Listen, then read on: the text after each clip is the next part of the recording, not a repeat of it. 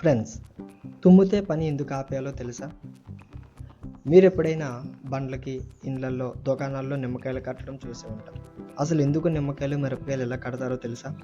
అలానే మన ఎడమ కన్ను అదిరితే నిజంగా చెడు జరుగుతుందా? ఇటువంటి ఇంట్రెస్టింగ్ విషయాలు ఈ వీడియోలో తెలుసుకుందాం.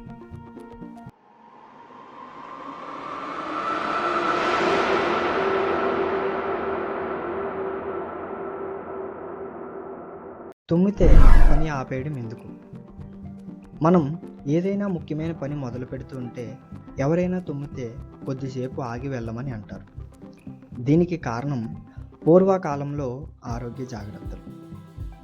తుమ్మడం అనేది కొన్ని సందర్భాల్లో జలుబు లేదా అనారోగ్యానికి సంకేతంగా భావించేవారు.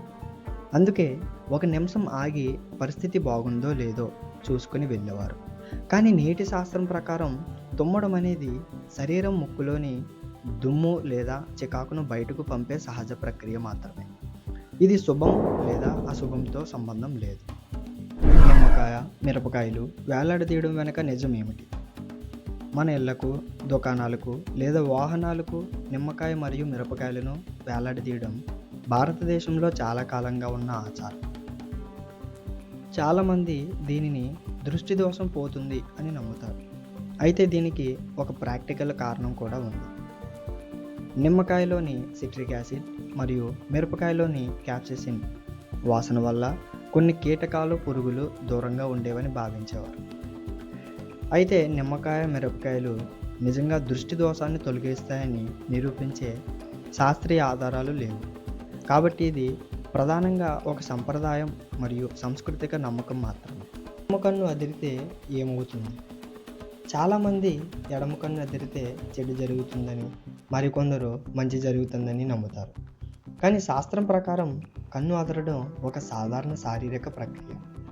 అలసట, ఒత్తిడి, నిద్రలేమి, ఎక్కువ స్క్రీన్ టైం లేదా కాఫీ ఎక్కువగా తాగడం వల్ల కంటి కండరాలు స్వయంగా కదలవచ్చు. దీనిని ఐ ట్విచ్చింగ్ అంటారు. కాబట్టి కన్ను అదరడం అనేది భవిష్యత్తులో జరిగే సంఘటనలకు సంకేతం కాదు. రాత్రి జుట్టు దువ్వకూడదని ఎందుకు అంటారు? పూర్వకాలంలో ఇళ్లల్లో విద్యుత్ ఉండేది కాదు. రాత్రి తక్కువ వెలుతురులో జుట్టు దువ్వితే ఊడిపోయిన వెంట్రుకలు నేలపై పడిపోయి ఇంట్లోనే ఉండిపోయేవి. ఇది పరిశుభ్రత సమస్యలకు కారణమయ్యేది. అలాగే పొడవైన జుట్టులో చిక్కుళ్ళు ఉంటే చీకట్లో దువ్వేటప్పుడు జుట్టు ఎక్కువగా ఊడిపోయే అవకాశం ఉండేది. అందుకే రాత్రి జుట్టు దువ్వవద్దని చెప్పేవారు. గుమ్మం మీద కూర్చోకూడదని ఎందుకు చెబుతారు? గుమ్మం అనేది ఇంటికి ప్రధాన ప్రవేశ ద్వారం. అక్కడ ఎవరైనా కూర్చుంటే ఇంట్లోకి వెళ్ళేవారికి, బయటకు వచ్చేవారికి ఇబ్బంది కలుగుతుంది. అత్యవసర పరిస్థితుల్లో కూడా మార్గం అడ్డుపడుతుంది.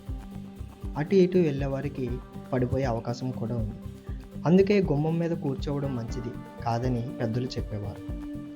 తర్వాత కాలంలో దీనికి శుభం, అశుభం అనే నమ్మకాలు కూడా జతయ్యాయి.